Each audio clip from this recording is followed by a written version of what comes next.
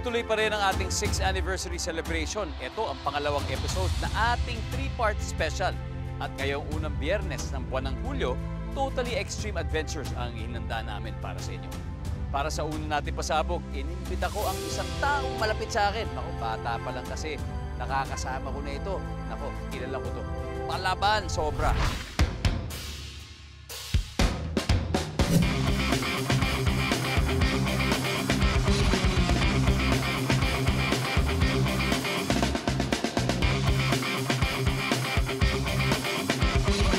Halos sabay kami pumasok sa showbiz. Nagsimula kami bilang miyembro ng all-male dance group na Abstract Dancers. At hanggang ngayon, hindi pa rin nawawala ang hilig namin sa pagsasayaw. Pero ang dating dancer, mas kilala na ngayon bilang driver, ang nakakaaliw na si Robert sa longest-running sitcom sa telebisyon, ang Pepito Manaloto. Bukod sa pag-arte at pagsayaw, very sporty at athletic din ang pinsan kong si Arthur Solinak. Dati siyang varsity ng basketball, table tennis at baseball. Sumasali rin siya ngayon sa golf, go-kart at bowling tournaments. Pero aminado si Arthur na hindi talaga siya adventurous, lalo na yung mga may pagka-extreme. At ngayon, para sa ating 6th anniversary, balik isla si Arthur. But this time, i-challenge ko siya sa isang extreme adventure dito sa Pangasinan, ang helmet diving. Unang-una po, yung helmet, madali lang po siyang gamitin. Nakapatong lang po sa balikat, and then may handle po sa harap. Hahawakan po siya lagi. Dapat hindi po pino-pull down. Dapat nakabalance po siyang ganito. And then sa loob po ng helmet, kung paano po kayo humihinga dito sa taas, ganoon din po sa loob. And then yun po, yung pagbaba po, yun po yung magkakaroon ng pressure sa tainga. So, ang gagawin nyo habang binababa po kayo, pag sumakit yung tainga, yung isang kamay, pili nyo pong ipasok sa loob ng helmet. Dito po sa harap. And then, sarado yung bibig, seal yung ilong, and then blow po tayo sa ilong na walang lumalabas na hangin para mag-pump po yung pressure sa tainga. Salamat, kuya. Thank you. Ready ka na ba, Art?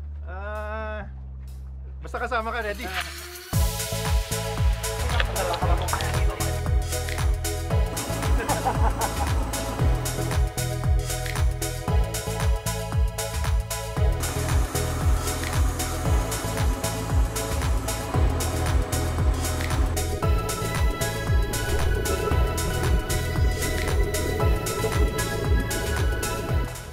Naramdam mo agad yung pressure. Oo, actually, yun lang, medyo konting hindi naman panic.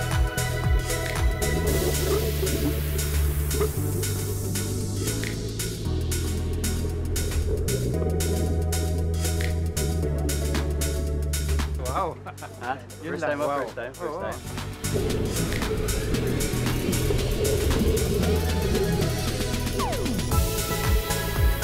Nakita namin si Nemo. Siyempre, fish favorite. Oo, favorite yun.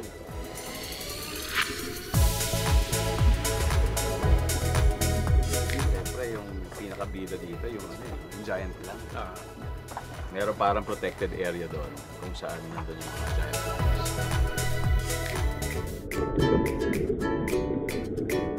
Saka ano, may impromptu na dance number kami sa... May choreo kami sa ilalim.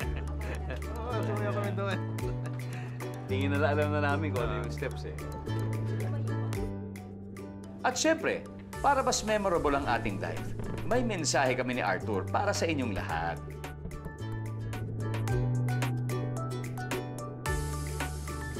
Hindi lang para sa matatanda ang helmet diving, kahit mga bata allowed din gawin ang activity na ito. Siguradong hindi ito ang huling beses naming mag-helmet dive ni Arthur. Baka sa susunod, kasama na namin ang aming mga pamilya para makilala naman nila ang mga kaibigan nating isda, coral reef at Tacloban. Isa ito sa mga amazing na experience na di namin malilimutan.